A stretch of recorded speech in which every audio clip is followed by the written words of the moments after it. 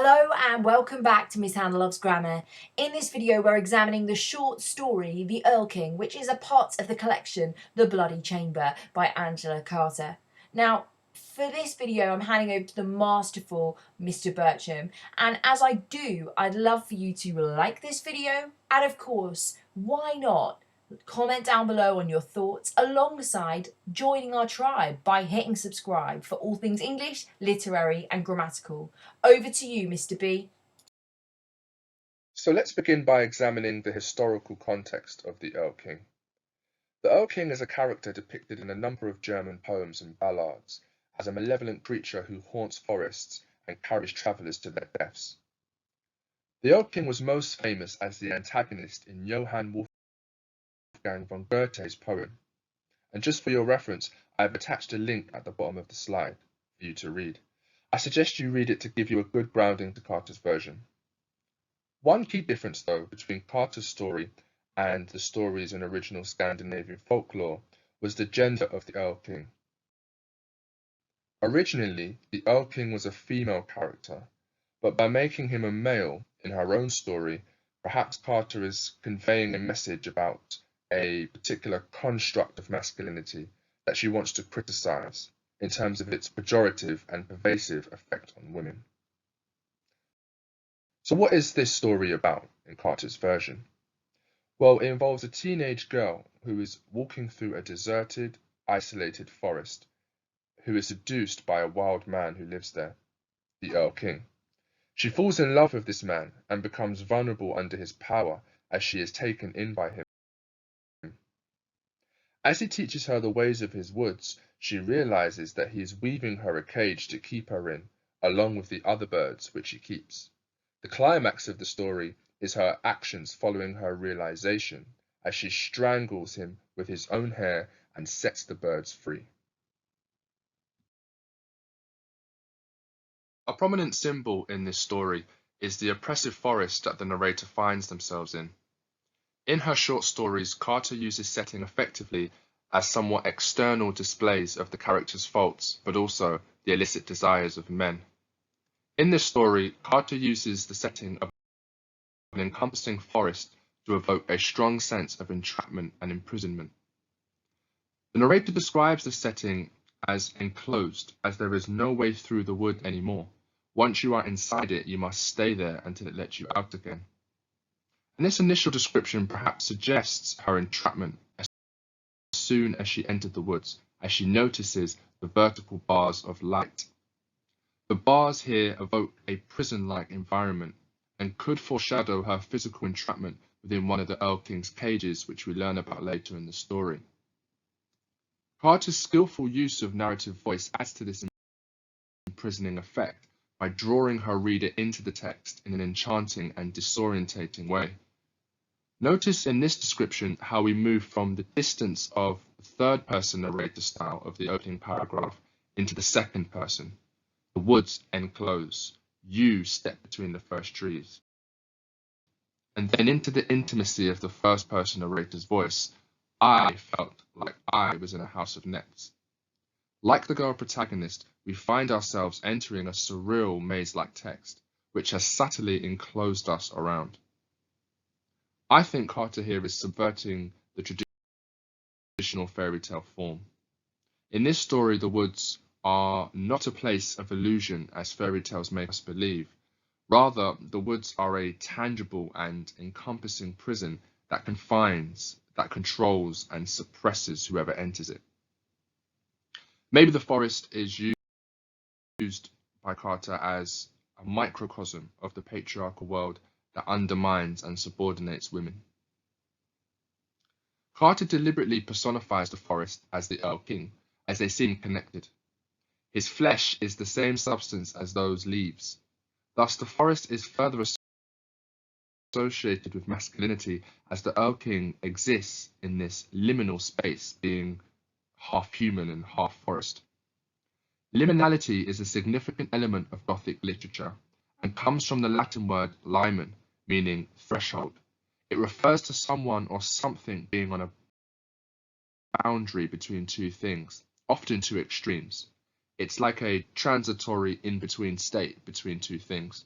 which is used by Carter perhaps to add ambiguity in her characters, setting, and even narration. We also get this idea of the supernatural and the gothic based on Carter's description of the setting. The forest is described as containing withered blackberries and dead bracken, which conjures gothic ideas of death and decay. We also get this link to the gothic as the use of the word sulfur in this description suggests the theme of the supernatural, as sulfur is an element which is connected with hell and damnation, therefore giving the story an ominous tone. Similar to the Bloody Chamber, in this story we have a man in a position of power and authority dominating and abusing a young girl. But instead of a marquis, we have a king, the Erl-King. The Erl-King is described as a tender butcher. This is a clever wordplay from Carter, as it presents the Erl-King in a contrasting way. On the one hand, he's presented as an affectionate and gentle individual, but he's only able to offer this tenderness at a price.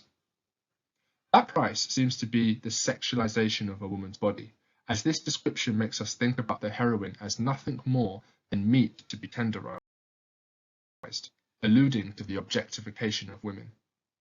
As the price of flesh is love, this makes us question the authenticity of love in patriarchal relationships. But this idea also features in Carter's short story In the Company of Wolves. You may remember the defiant Red Riding Hood figure in that story asserting that she's nobody's meat. Notice the narrator remarks in this quote, "Skinty rabbit," he says, "off come all my clothes." Carter uses the reoccurring image of stripping in her stories, as the Erl-King strips the heroine of her clothes like skinning a rabbit, bestializing the heroine as prey to be hunted and devoured. And in the Bloody Chamber, there is a similar description of the Marquis stripping her like the leaves of an artichoke, leaving her bare as a lamb chop. And of course, the lamb is symbolic of innocence, which we identify with the heroine. This imagery of stripping also features in Tiger's Bride, but I'll leave that for you to investigate yourselves where that occurs. The point is, there are similarities in the symbols and depictions of male and female figures throughout the short stories in this collection, and I implore you to view this collection in a more holistic manner before comparing it to another text. There also seems to be a feminist critique of the male gaze in this story. Firstly, I would like to draw your attention to the motif of food that is also featured throughout the Bloody Chamber collection. Angela Carter had some issues with food herself. She had been an anorexic earlier in life, but she loved cooking. In this story, food is a means of seduction, but in the Bloody Chamber, for example, the childlike heroine can't really share in the gourmet decadent tastes of her marquis husband. But in the Erl-King, the male figure is a wonderful cook, and he lays out succulent fruit perhaps as a means of seduction. He spreads out a goblin feast. This is a reference to a poem called Goblin Market by Christina Rossetti. It's about a woman who succumbs to the harmful effects of eating fruit that is addictive and destructive, despite knowing this, continues to do so. Notice how the heroine in this story describes this as appalling succulence. I recommend reading Goblin Market so you can explore how the narrator might be an embodiment of the sisters in the poem. We then get this description of the enticing effect of the male gaze. The heroine feels like she's been sucked into the vortex of his eyes. This disorientating effect that this has on the heroine is like she's almost trapped in a whirlpool. Features throughout the whole of this story. Perhaps Carter is highlighting the oppressive nature of masculine control and manipulation of women. The Erl-King's eyes are then compared to green apples. In comparing eyes to apples, we have another allusion to the forbidden fruit in the Garden of Eden, implying that by succumbing to the temptation of illicit male desires, it ultimately corrupts one's morality. So this imagery of eyes, or specifically the male gaze, continues as in this passage we can see that the Erl-King has eyes of a lycanthrope or werewolf. perhaps alluding to his dangerous predatory nature, which we see in Carter's wolf stories, which depicts man as this savage and out of control, untamed sexual beast. And the affirmation of what big eyes you have is an obvious link to the fairy tale Little Red Riding Hood. The green gelid eyes of the Erl-King is an interesting description, as green is the colour of life, but by pairing it with the adjective gelid, which has connotations of death, it suggests that the Erl-King controls death as he controls the greenery in the forest. Lastly, the metaphorical description of his eyes like a reducing chamber implies that the heroine is imprisoned by his gaze. It makes her feel small and smaller until she fits into one of his bird cages he is creating for her. Notice the chamber is not used as a physical space in this story like it is in the Bloody Chamber, but stems from the eyes of the male perception, which seeks to control and remove autonomy from the female. Throughout this story, there is a tension between the narrator's love for the Erl-King, but also a fear of him. The heroine goes on a journey as she moves from female subjugation, being oppressed and controlled, to a source of liberation as she frees other trapped women.